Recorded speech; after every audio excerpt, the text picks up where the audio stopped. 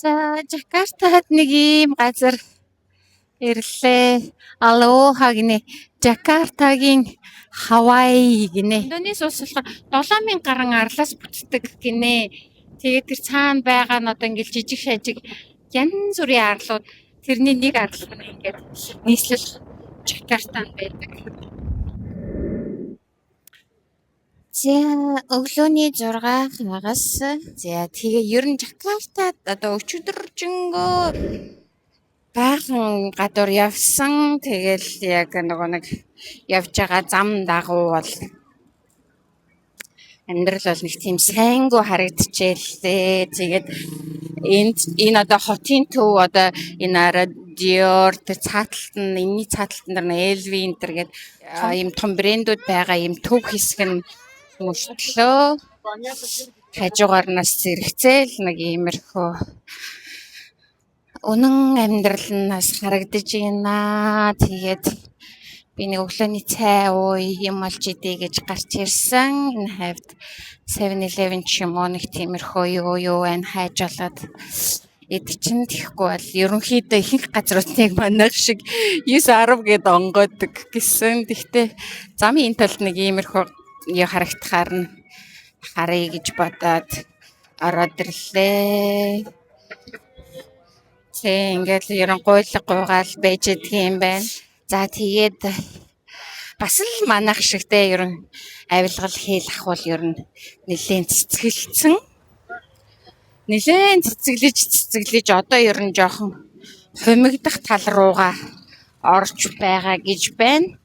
Одоо энэ сүүлд сонгогдсон ерөнхийлөгч болон энэ өмнөх ерөнхийлөгч хоёр нь болохоор их дайжгүй хүмүүс байсан гэж найз ах ихч хоёр маань бол дүгнэж байлээ. Ашгүй тэр дээр нэг tomorrow гэх кофе шоп онгоц юм шиг нь гэрэл нас чинь. За тийш орч нэг юм иднэ.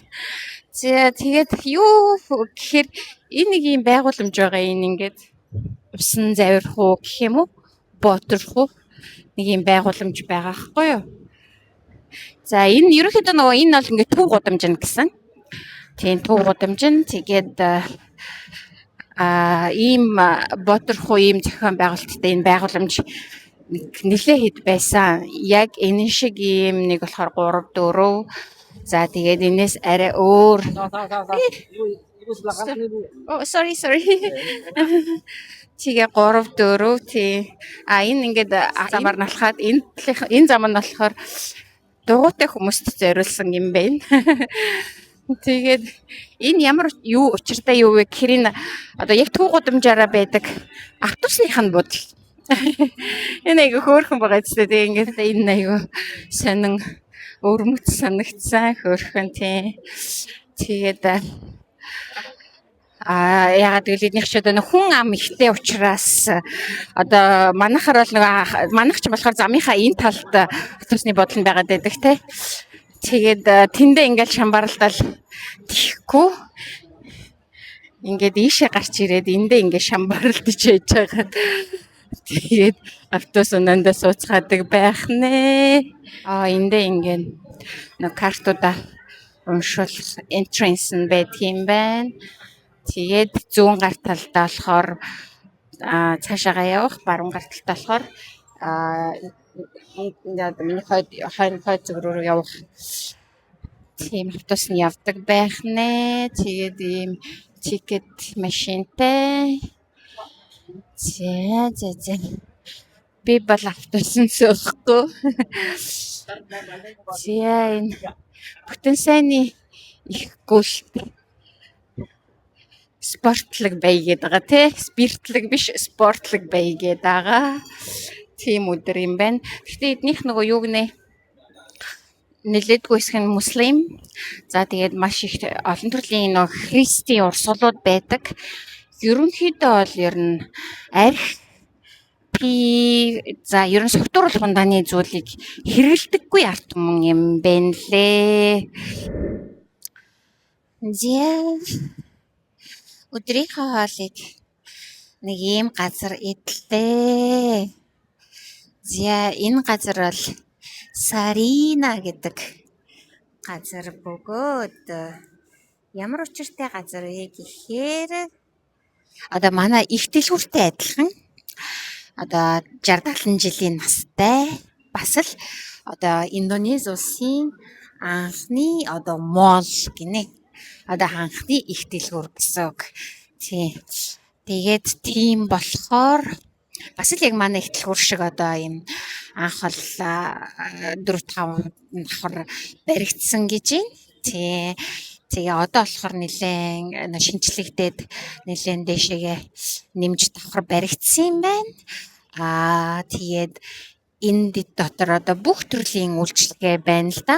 Тэгээд яг л манай их дэлгүүр шиг тийм.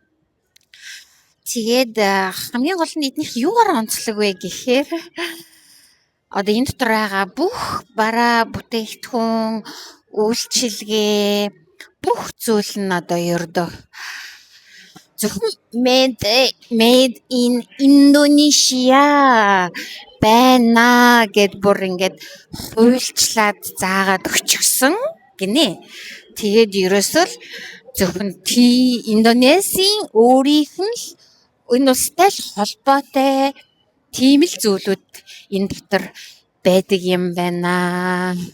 Тэгэхээр бас гоё сонирхолтой байгааз одоо түүхийн хувьд бол бахархууштай. Тэгээд ийм гоё дэлгүүртэй юм байна.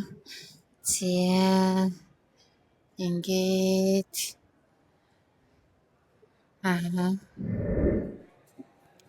За энд ингээд Индонез улсын traditional snacks, desserts ийм одоо shop дэлгүүрт ингээд ирсэн байна. Өөр улсад бол яг энэ десертнууд бол байхгүй. Яг уу яг төстэй дүүч юм уу дуурайлгаж хийсэн зүйлс бол байж болно гэж тэгж байна. Тэгэл янз бүрийн бүтээгдэхүүн байна. Ингээд харахад ингээд хүртэл ийм те. Тэгэхэд ингээд нэг ийм бодолтой тэгээд нэг ийм чимхэлттэй тэгээд иймэрхүү зүйлүүдийг бол харж исэн. Гэхдээ эднийх бол шал өөр гинэ. Одоо жишээлбэл энэ одоо яг нэг буданы боов шиг л мочи шиг л харагдаад байна. Тийм цэлцэг нүр шиг чимшигтэй гэдэг ийм төрөл бүрийн зүйлийг яг үндэсний идэж уух төрлийн зүйл гинэ. Хамгийн анхны нөгөө Индонез улсад анхны нөгөө эскалатор энэ гинэ. Энд ингээ энэ дэлгүүрт энэ нөгөө нэг дэлгүүртээ ингээ баригдаж исэн. Ийм нарийнхан. Тэгээ ингээ байсан. Одоо ерөөсө ганцхан энэ нь л үлдсэн байгаа байна. Ингээд нэг дурсгал олгоод ингээ үлдээсэн. Ингээ ерөөсө ийм нарийнхан ганцхан л хүн нэг шатан дээр зогсно. Орчин үеийнх нь болохоор энэ чинь ингээд хоёулаа зэрэгтэй зогсооч юм уу ингээ явж байгаа те. Энэ нь тэгэхээр дээр үеийнх нь болохоор ерөөсө энэ орчин үеийн эскалаторын тал шиг л ийм хийжсэн байна. Тэгээд 1963 онд барьсан гэж шүү энэ эскалаторыг те. Ийм дурсгалтай юм байна. Өглөөний мэнд. Ягаад гэвэл энд Жакартад хонсон 2 дахь өглөө байлаа. За би нөгөө найз ах эгч хоёрынхоо гэрт хонсон. Тэ намайг манад хонооч манад ирээч гэд тэгээд 2 дахь хоног орой гойдны хончоо тэгээ өглөө болж гин. Тийм тэгээд одоо эднийхээр хом төр хийж үзье гэж бас бодлоо. Тий. За яагаад энийг харуулад байгаа юм бэ гэхээр энэ болохоор нөгөө хөршийнхэн гэсэн. Тий ах эгч хоёр болохоор одоо энэ байшингаа ер нь 2 жил 3 дахь жилдээ барьж байгаа гэсэн. Тэг анх бол яг одоо энэ хөрших шиг нэг иймэрхүү тэгээд бүр цонхгүй цонх нь байхгүй, хаалга нь байхгүй, зүгээр бараг дээвэр нь байхгүй ийм нөгөө бараг зөвхөн арга яс тийм байшин худалдаж авсан гэж ядсан. Тэгэхдээ хөршин айгаа хөрх эндээр загас тийжээдэг юм бэлээ. Юм бассейн хийгээд загас тийжээдэг. Тэгээд одоо нэг хөршиг шиг яада ийм за эндээс ингээд надад бол харагдаад байдаг. Юун дээр харагдах нь одоо тэр цаана харагдаж байна. Иймэрхүү хашаатай хашаа гэдэг зүгээр нэг юм тусгаарлагчтай гэх юм уу. Тэгээд ийм байшин газрыг хашааг худалдаж авсан. Бид хоёр тэгээд за тий хамгийн түрүүнд эхлээд өөртөө ингээд хашаа босгосон. Бид хоёр тэгээд ер нь бол бүх юмыг бол өөртөө анханаас нь ингэж хийж байгаа гинэ. DIY тий do it yourself гэдэг тийм байдлаар өөртөө хийж байгаа гэдгийгсэн. Тий одоо хамгийн эхлээд ингэ битүү хашаа босгосон. За тэгээд байшингаа нөгөө арга ясан байшингаа ингээд 2 давхар ингээ гоё. Нөгөө халуун орны нөгөө юу юм да. Давуу тал нэг хүүтэн болохгүй болохоор ингээд аажимхан багаар ингээд өөрсдийнхөө ажлын завсраар ингээд гоё ингээд өгчүүлээд яг өөрсдийнхөө хүснээр ингээд гоё болгож болох юм да тий. Манайд бол яах вэ гэхээр гяс хийгээл гяс орохгүй бол тий. Ёо манай хоёр ингээ гоё өглөөний цай бэлтцэн. Өчигдрийн нөгөө нэг бүх амттан Индонезийн өөрсдийнх нь амттан гэдээсэн тэрийгээ идэхээр бэлдсэн байна. За тэгээд ах маань болохоор юм нэг цэцэг өвс ургамал тарьж ургуулах тийм хоббитэй. Тэгэл ерөөс ингээл төрөл бүрийн тэгээ хоббигоороо яадаг гэхээр би энэ хоёр ах их хоёртойгоо болохоор Монголд танилцсан юм. Энэ хоёр маань нөгөө хятадаар дайраад, монголоор дайраад хошоо улаан өд Иркутск орж үзэх гээд явж байхдаа танилцаад тэгээд Индонезид ирэхээр бол манад ирээрээгээ уйлсан. Тий. Тэгээд ах маань болохоор нөгөө нэг цэцэрлэгч хийхтэй ер нь одоо ингээ өвс ургамал ингээд мод ингэж тарьж ургуулах хоббитэй. Тэгтээ нөгөө аялсан улсуудаасаа ингээ мод авах дуртай гэсэн. Тэгээд аялсан улсуудынх нь зарим мод нь ирээд нөгөө нэг эндээ нөгөө цаг агаарын ч юм уу нөгөө юу хөрсний ч юм уу бүтцэн тийм таарахгүйгаас болоод өгчдөг гэсэн. Тэгээ бид хэд бол одоо 9 сард танилцсан учраас тэрэлжид байхдаа нэг юм хөөрхөн жижигхэн мод би олоод авчихсан. Тэгээ одоо энийгээ бистэ айгүй нандинан хайрлж ургуулнаа. Энэ Монгол мод ингээд манай Индонезид ингээд үр жимсээ ургуулад ингээд цаашд амьдрах нь байна гэд тэгсэн. Бас айгүй гоё санагдсан ингээд намайг яг ийшээгээ нөгөө бусад улсаас авсан моднуудтайгаа ер нь ийшээгээ тавьчихдаг юм байна л да ингээд. Тэгээ одоо дахиад тэр өөр нэг террас хийж байгаа тэнд нь бас янз бүрийн ургамлууд байлээ. Тэгээ намайг ирэх гэж байгаа болохоор ингээд ширээн дээр гаргаж ирээ тавьсан байгаа гэсэн хөөрхөн. За тэгээ энэ хоёр давхартай ийм зочны онцлогийн өрөө хийж байгаа юм байлээ. Тий. Тэгээд энд нь би хонсон. Үнэхээр юу халуун орн болохоор яг ингээд нэг тийм гоё. Битээва ер нь тэгээд бид хоёр ер нь багаар юм хийж эхэлж ингээд хийгээд явж байгаа. Ингээ 2 3 дахь жилдээ яагаад гэхээр ингээд бүх юмыг ингээд өөрсдөө хийж байгаа болохоор заримдаа байжснаа за бас энийг ч тэгчмээр ч юм шиг тэрийг ч тэгчмээр ч юм шиг энийг бас энд байрлуулмааргүй өөр юмыг ингэж зохион байгуулмаар юм шиг ингээд санаа нь өөрчлөгддөг гинэ. Тийм болохоор ингээд бит хоёр айгу багаар удаан хийж байгаа.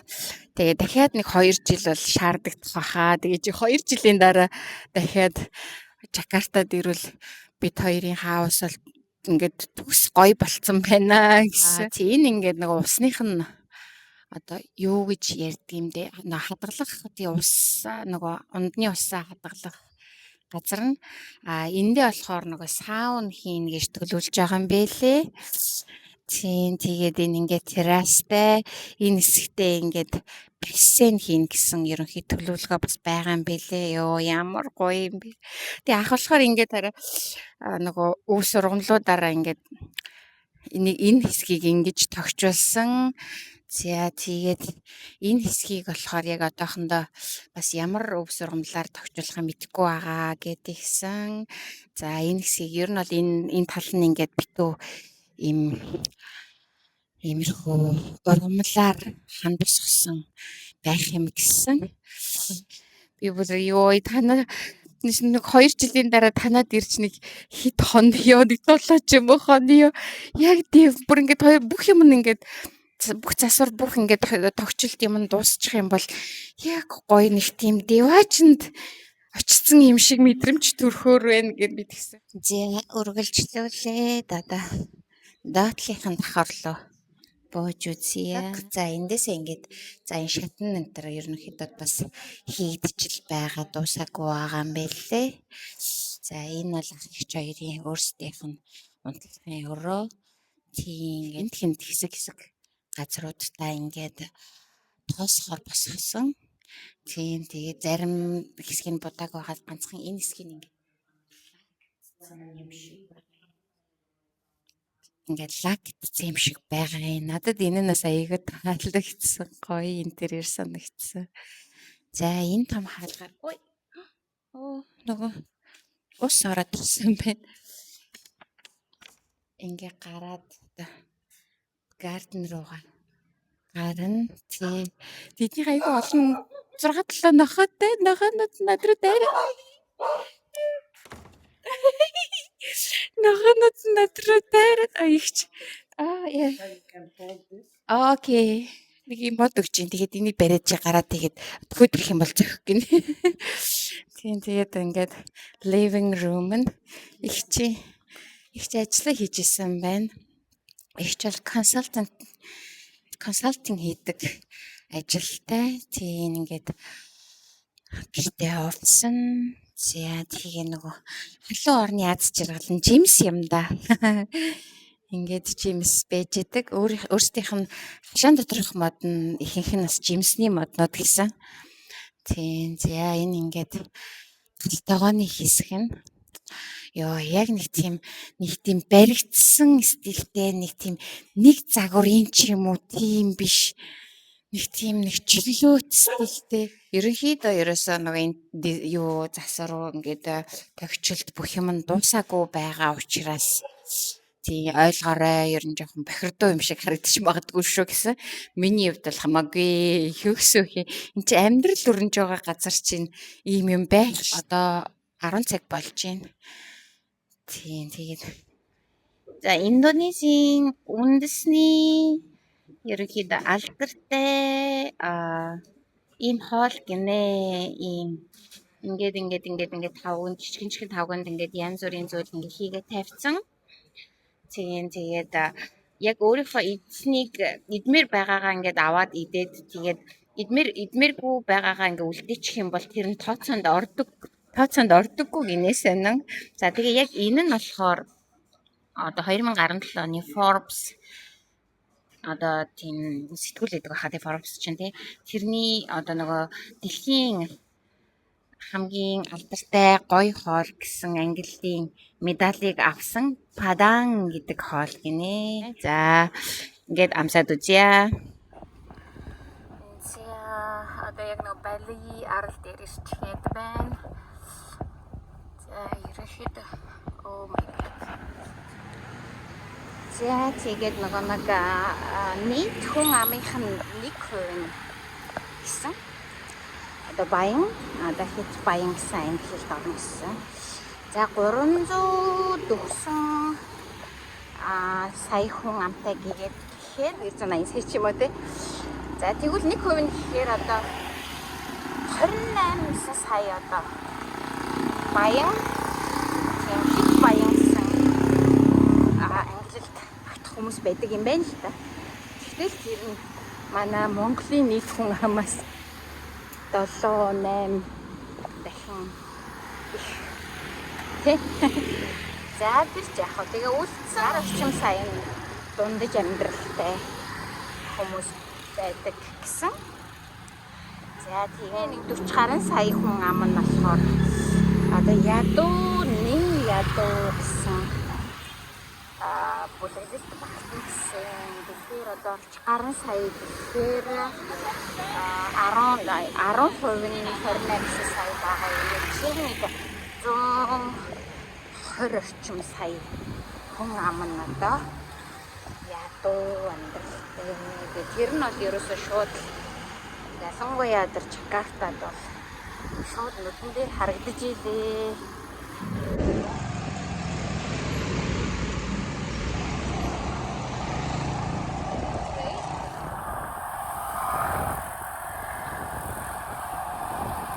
Өнөөдөр болохоор Улуату газрын нар жаргахыг харьяа. За ерөнхийдөө жуулчд бүгдээрээ л энд нар жаргахыг хүлээж байна. Тэгээд тэр нэг үндэсний концерт болох юм байна. Тэрүүгээр л алдартай юм байна газар нь. Тэгээд нар жаргахыг харангаад концертыг үзэх гэж хүмүүс ирд юм байна. Тэгээд 6 цагаас болд юм байна концерт нь. Тэгээд жуулчд одоогоор их байгаа учраас 7 цагаас дахиад тоглоно. 6 цагийн концертны билет дууссан байгаа. Гэд бид 7 цагийн авсан.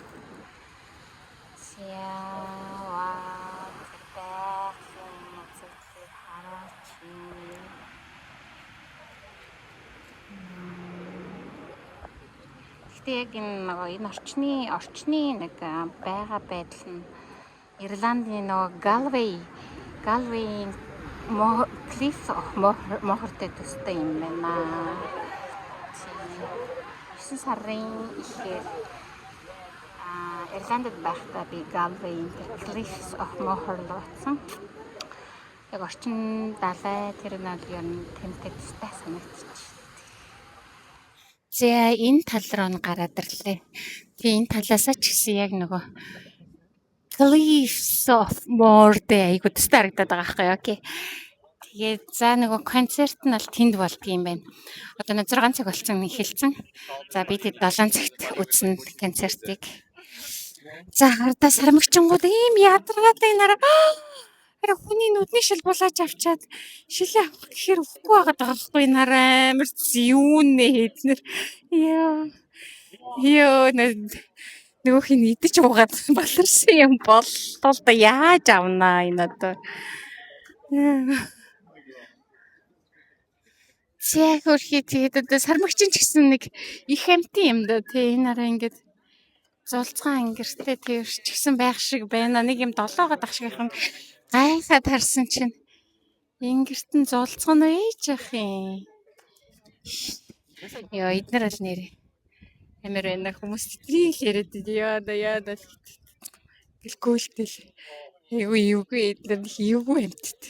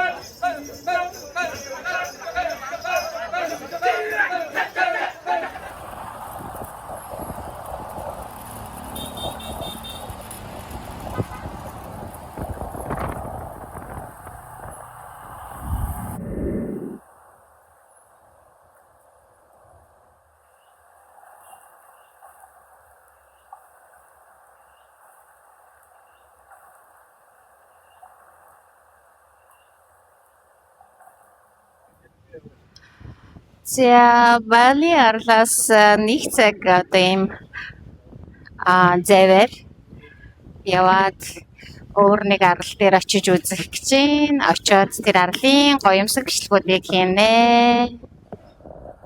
Ваа.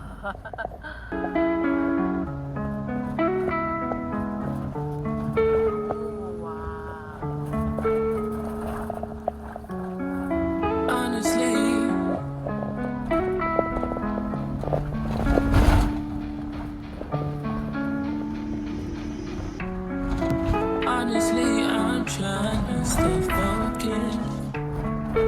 You must think I got to be joking when I say I don't think I can wait.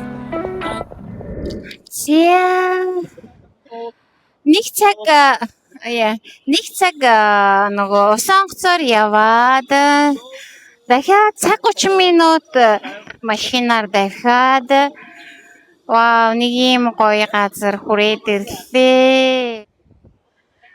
Энэ гайхамшигт цэвцэн ихэр далай. Вау. Зүтг сархад. Одоо уулынх нь хамгийн оройдор гараад ирлээ.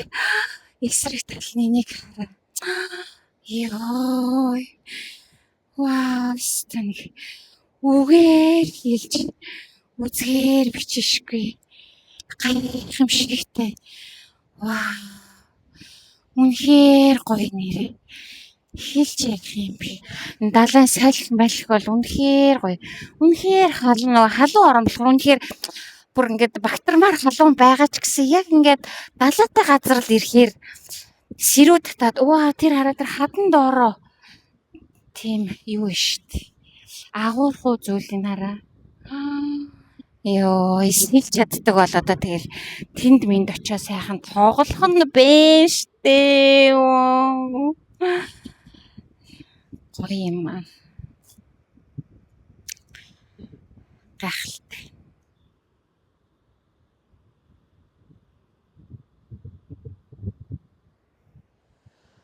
Вау, тэр ирэг дээр очив. Энд гэхдээ угаасаа нэг юу байгаад байгаа юм бэ л да. Нэг бүтээн байгуулалт хийгээд жүүлчэд очихоор ч ер нь аюултай. Тийм учраас доошо буулахгүй байгаа юм байна л да. Вау. Тэгээд дараа нь ирэхэд нэг гоё үзэмжтэй гоё байх болчих واخа. Нэг иймэрхүү бэнда. Тэгээд энэ далаа нэ штэ тий. Ямар тунгалаг байна гэж бодноо. Ёроолынх нь юу н бүр ингээ харагдаад мэдрэгдээд байгаа юм. Тийм болохоор ийм гоё номин ногоон гимээр юм уу? Тэгээд эрэг хаваараа тэгээд жоохон цаашлахаараа цэнхэр туяа тэгээ бүр тэр цаашаа гүн рүүгээ хөх туяа ороод вау.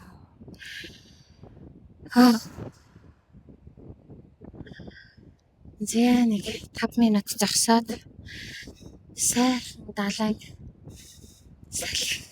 мэдрээд дараа эргэж ирэхдээ санан дурсчих болно. Вау, энэ гайхамшигтай халуун газар. Нэг юм жижигхэн хөлдөөсөн хүмүүс. Тэгвэл үнэхээр халуун юм. Ястаа манай нэг солонгосод чинь нөгөө гой мөвөр энэ төр явахаараа мөс байна уу? Мөс апмаар байна, мөстэй момоор байна гэдэг тийм хөрхи аргагүй юм бэ.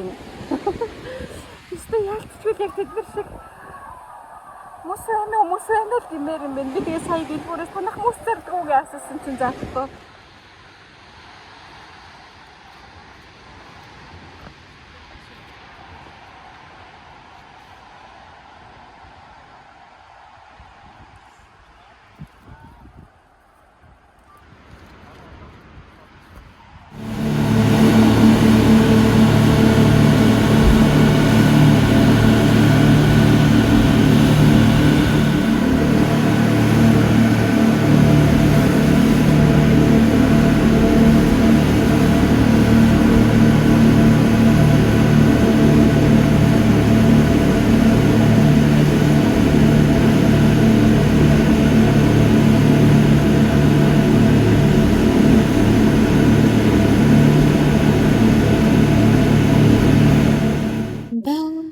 Явж.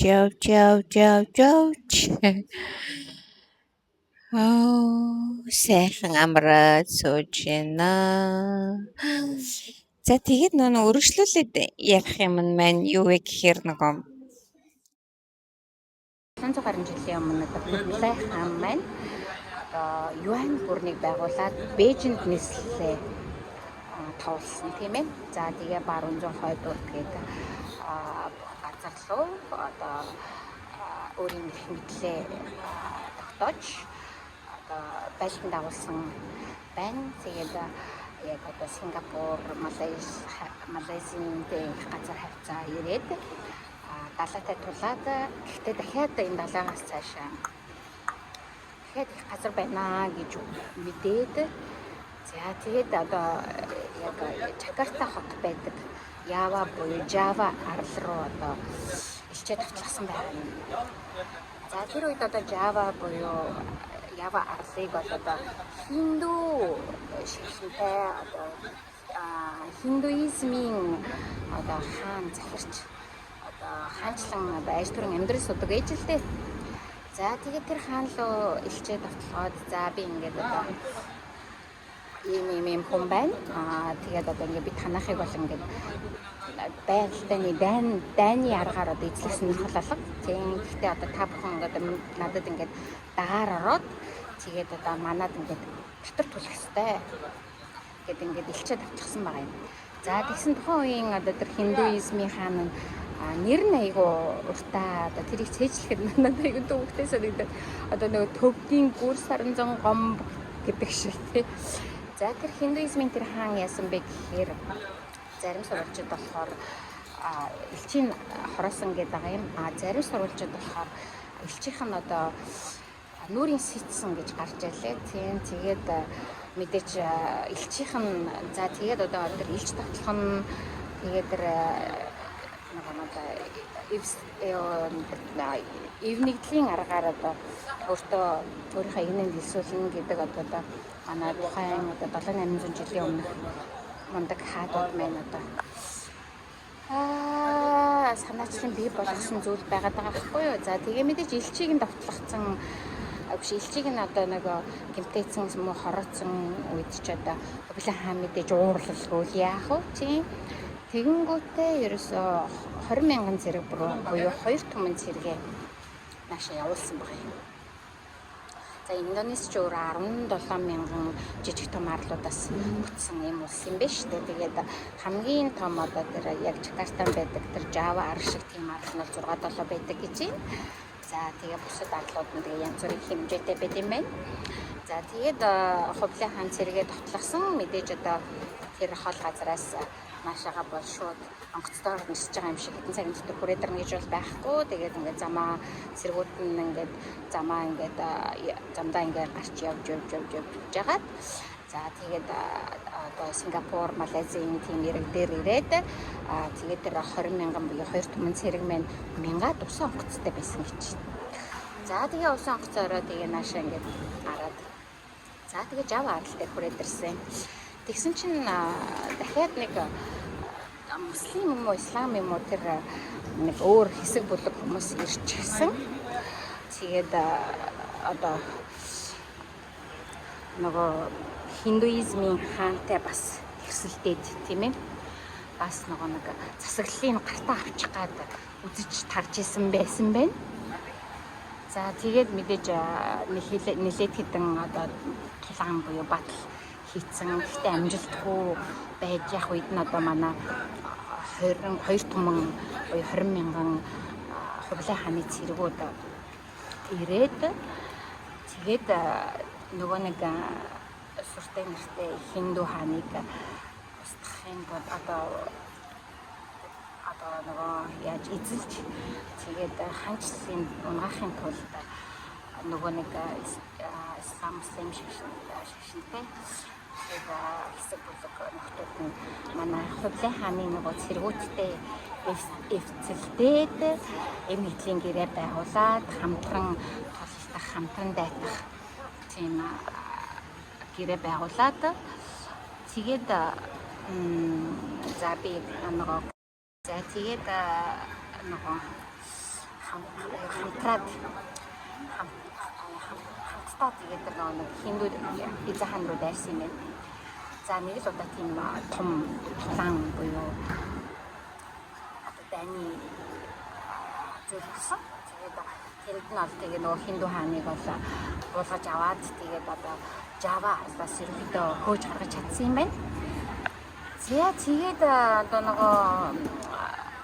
нөгөө нэг хамт байлцсан муслим ислам хүмүүстэй одоо тэд нар одоо мэдээж тэгээд засаглалаа байгуулаад одоо хаанаа сонгох уу яах вэ тийм л байдалд ороод тэгээд одоо тэднэртэй одоо нөгөө гэрээ хэлцээрийн дагуу тэгээд тэдний мэдээж хувлаа хаанд татвар төлнө л гэсэн байх л та мэдээж анхнаасаа тий ярилцаж тохиролцоод тий тэгсэн чинь одоо манай нөгөө 2 түмэн цэрэг одоо ингээд юу яах вэ ерөнхийдөө амралтын байдалд орсон ямар ч тийм цэрэг дайны бэлтгэлгүй тийм үед нь нөгөө нэг хөгийн гарууд одоо манай цэргүүд рүү гиндүүлж дайраад тэгээд нэлээдгүй цэргүүдийг алаад хорогоод тэгээд үлдсэн цэргүүд нь тэгээд завиндаа суугаад цагтаагаад буцаад их газар руугаа явсан юм байна л да.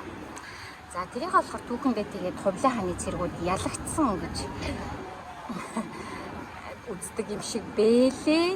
Гэхдээ одоо тийм тэнэг одоо хүний цэргүүдийн бэлтгэлгүй амралтын байдалтай байхад тэгж гиндүүл дайрсан тэрийг одоо ялалт гэх юм хайшаа юм те одоо цэрэг дайны тактикийн хувьд бол тэр одоо ялагдал гэж хүлээх юу одоо зөвшөөрөгдөх зүйл биш баха. За ер нь бол тэгээд дахиж бол наашаага дайрсан ч юм уу тийм зүйл бол ерөөсөө гараагүй юм байна. За хамгийн дараа нь харин яасан бэ гэхээр нөгөө нэг ислам муслим нөгөө нэг юунууд нь тэгээд товын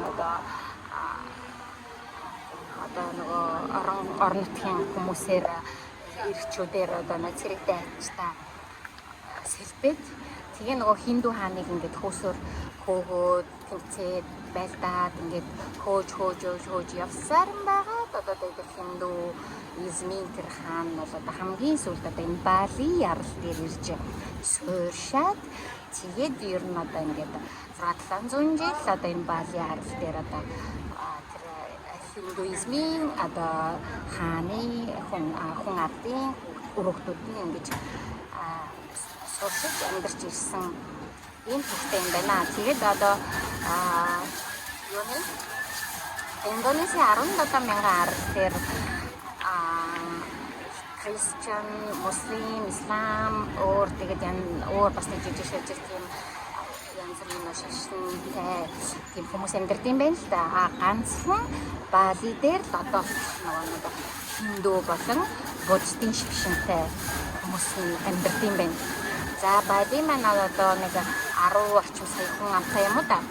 За тэгээд одоо Бали амтмын тэгээд нэг зэрэгэлдэх хот тосгон өрөөнөөс бэдэнтэй арлуудаас тэр ирж ажиллаж Монголч орлогоо олох гэсэн нэг 5-6 сая хүн бас ирдэг гинэ. Тэгэхээр нэг 15-6 сая орчим Индонезийн үндсэн иргэд бас байд юм байна. За тэгээд жуулчид бол угаасаа ойлгомжтой. Бали бол ер нь дээгүртгч чивддэг аялал жуулчлалын бүс газар тийм. За тэгээд одоо тэр 15-6 сая хүн амын 80 орчим хувь нь одоо хинду, буддист шашинтай хүмүүс байдаг гинэ. Одоо өөр арлууд дээр болохоор тийм хинду, буддист шашинтай хүмүүс тийм илбэг байдаггүй, зөвхөн энд л тийм хэмжээтэй байдаг. За тэгээд нөгөө тэр нөгөө 80 орчим хувийнх нь яг 80 бас 80 орчим хувь нь яг хинду шашинтай, хиндуизмтэй. Үлдсэн 20 орчим хувинд буддийн шашинтай тийм хүмүүс байдаг гинэ. За тэгээд үлдсэн 20 орчим хувь нь Christian, Ислам гэсэн шашинтай хүмүүс. Тийм байна. Бали чинь ийм төвхтэй. Индонез чинь манай юан гүрний хувьтай хамтар тийм холбоотой төвхтэй. Тийм ийм улс орон юм байна шүү дээ. Сия ингээд Индонез улс болон Бали арал баяртай.